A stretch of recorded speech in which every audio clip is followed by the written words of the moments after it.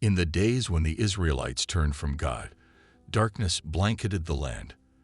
Their enemies, the Midianites, swarmed like locusts, devouring crops, burning homes, and leaving despair in their wake. Fear drove the Israelites into caves and strongholds, hiding not just from their foes, but from their own failure to trust in the Lord. Desolate fields, scorched villages, Israelites hiding in rocky caves, Midianite warriors riding in packs. And in the shadows of oppression, God began to stir hope in the most unlikely of hearts. In the hills of Ophrah, a young man named Gideon secretly threshed wheat in a windpress, hiding from the Midianites. He was no hero, only a son trying to feed his family in silence and fear. Gideon crouching in a stone windpress, flinching at distant sounds, his eyes darting with anxiety. But that day, heaven broke through. A figure stood under the oak tree, radiant, otherworldly. "The Lord is with you, mighty warrior," the angel said. Gideon blinked, baffled. "If the Lord is with us," he asked, "why has all this happened?"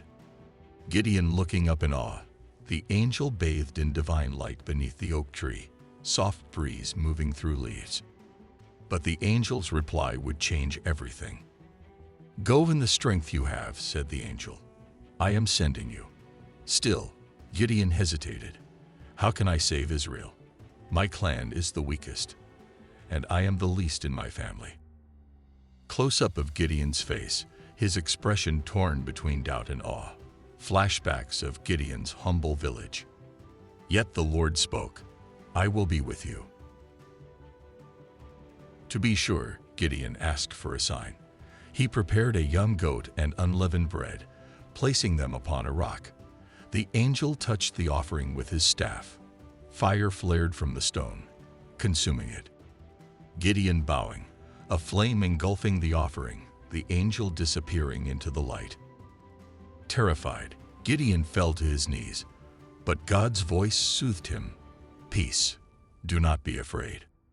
That night, God gave Gideon a bold command: "Tear down your father's altar to Baal and cut down the Asherah pole beside it." Gideon obeyed, though fear gripped him. He took 10 servants and did it under cover of darkness.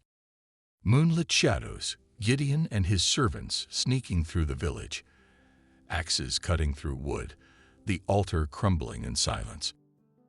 Morning came, and so did the outrage. When the people saw Baal's altar destroyed, they shouted for Gideon's death. But Joash, Gideon's father, stood up. "Let Baal contend for himself." And so Gideon was called Jerub-Baal. Let Baal contend. Villagers gathered in anger, Joash stepping forward defiantly, the crowd silenced by his words. Now the Spirit of the Lord came upon Gideon. Gideon blew the trumpet, summoning warriors from Manasseh, Asher, Zebulun, and Naphtali. Thousands came, but Gideon still doubted. Gideon atop a hill blowing a ram's horn, men flooding into the valley with swords and shields. And so he asked God for another sign.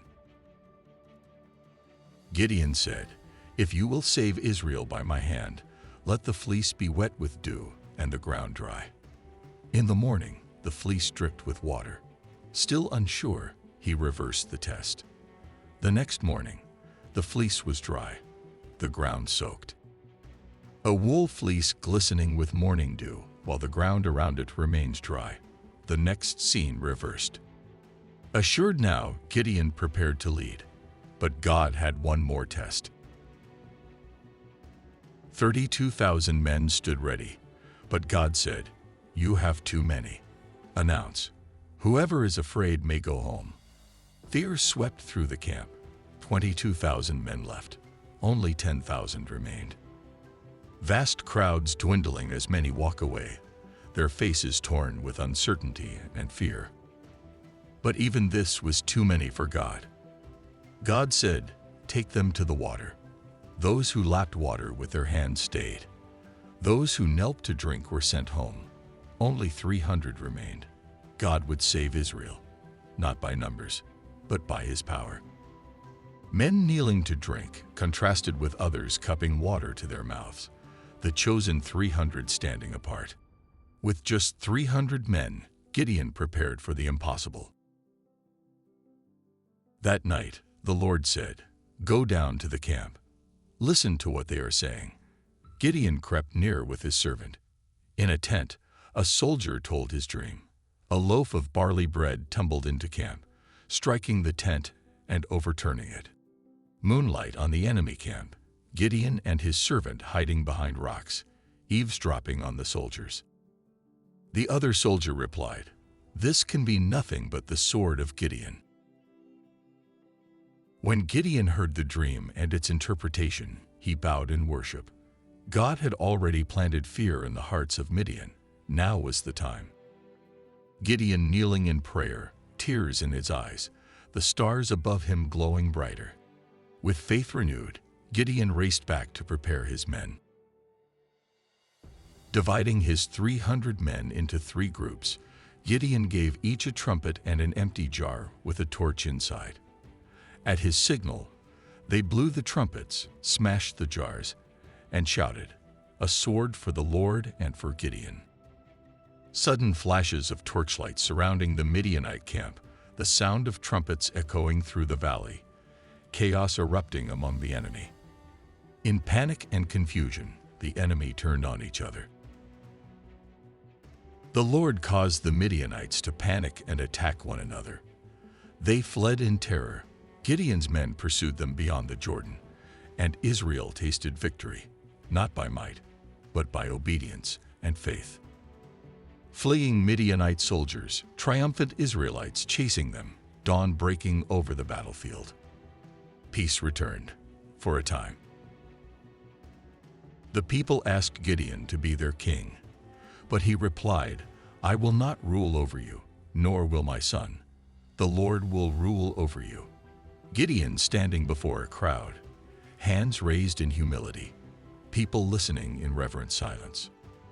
Gideon lived long, but Israel would forget. Again.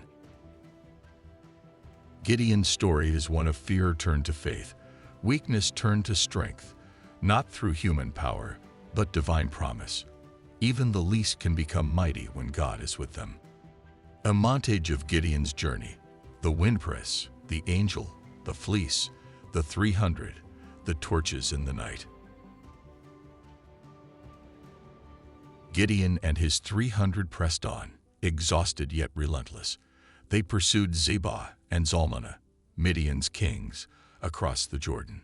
In Succoth and Penuel, Gideon asked for bread, but both towns refused, doubting his cause. Dusty wilderness paths, tired warriors marching under a harsh sun, stone-faced townspeople turning Gideon away. Still, Gideon vowed to return and bring justice. Gideon captured the Midianite kings. On his return, he punished Succoth with thorns and briars and tore down the tower of Penuel. Justice was harsh, but so had been their betrayal. Scenes of confrontation, townspeople in shock, Gideon executing judgment with solemn resolve. Then Gideon turned to finish what he began. Gideon faced the kings of Midian. "What kind of men did you kill at Tabor?" he asked.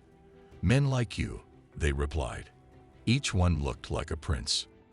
Tense close-ups of Gideon questioning the kings flash back to the slaughter at Tabor. And so Gideon executed them, avenging his brother's blood. Grateful for his victory, the Israelites offered Gideon gold. He made an ephod, a priestly garment, and placed it in Ophrah. But the people worshipped it, and it became a snare. Gold melting into ornate patterns, the ephod shimmering in the sunlight, Israelites bowing before it. Though Gideon had refused kingship, Israel's heart still wandered. Gideon lived in peace and prosperity, with many sons. The land had rest for 40 years. Yet after his death, Israel turned again to Baal, forgetting the God who saved them. Older Gideon, surrounded by family, peaceful farmlands, scenes of idolatry returning. His legacy faded, but his faith remains a beacon. Gideon's story shows us this: God does not need the strongest, only the willing. Faith turned a timid man into a warrior. And though nations forget, heaven remembers. The Lord is with you, mighty warrior.